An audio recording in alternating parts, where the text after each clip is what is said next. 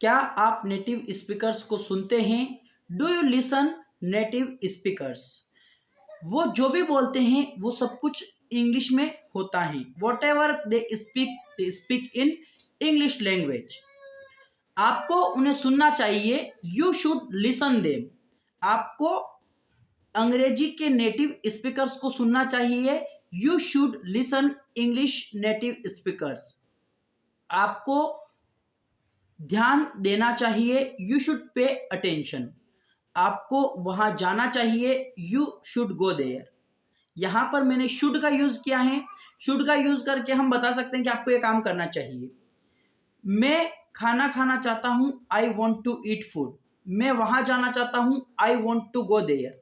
मैं नहाना चाहता हूं। I want to take bath.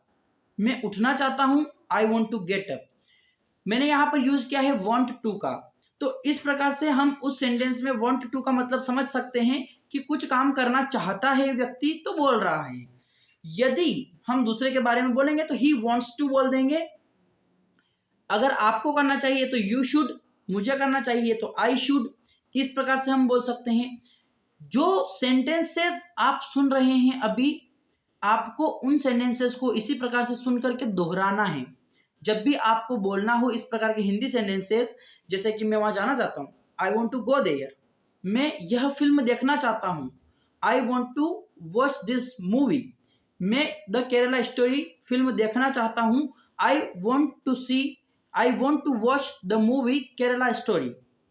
इस प्रकार से आपको वांट टू का यूज करके आप सेंटेंसेस बना सकते हैं। आपको एक फॉर्मेट को समझना होगा सबसे पहले कि यदि हमें इस प्रकार के सेंटेंसेस बोलने हैं तो हमें उसमें क्या यूज करना होगा। ओके। यदि आप बोलना चाहते हैं कि मैं ये काम कर सकता हूं, वो ये काम कर सकता है, तो आप कैन का यूज करेंगे। मैं ये काम कर पाऊंगा तो विल बी एबल का यूज आप करेंगे। जैसे कि मैं ये काम कर सकता हूं तो, जैसे कि मैं मूवी देख सकता हूं, आई कैन वॉच मूवी। मैं दौड़ सकता हूं, आई कैन रन। मैं 50 किलो वजन उठा सकता हूं, I can lift 50 KG wait.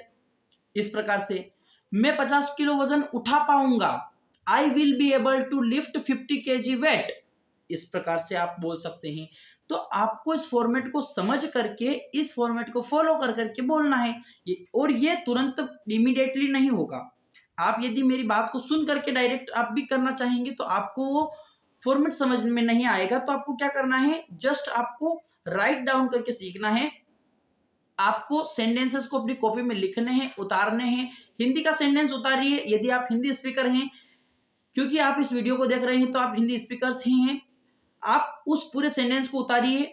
आपने एक सेंटेंस लिखा कि राम बाजार जाता है, तो राम गोज टू मार्केट। इस प्रकार से दोनों हिंदी और इंग्लिश का सेंटेंस आप अपनी नोटबुक में लिखिए, फिर उसको पढ़िए। आप जब उस चीज को रिपीट करेंगे तो आपको वो याद होगा। आप बहुत सारी चीजें आप सुनते नहीं हैं, आप उसको लिखते नहीं हैं, फिर भी आप उनको सीख जाते हैं, क्योंकि आपको बार बार वो कान में आपके ध्वनि पड़ती हैं। आप किसी सॉन्ग को बार बार सुन लेते हैं 2-4 बार, तो क्या होता है कि वो गाना आप गुनगुनाने लग जाते हैं। थोड़ी देर बाद क्या करते हैं, आप उसी को गुनगुनाने लग जाते हैं। तो वो क्योंकि आपके सबकॉन्शियस माइंड ने कैच कर लिया है उस चीज को, और आप उस चीज को अभी बोल पा रहे हैं। आपके माइंड में वो बार बार चीज चल रही है।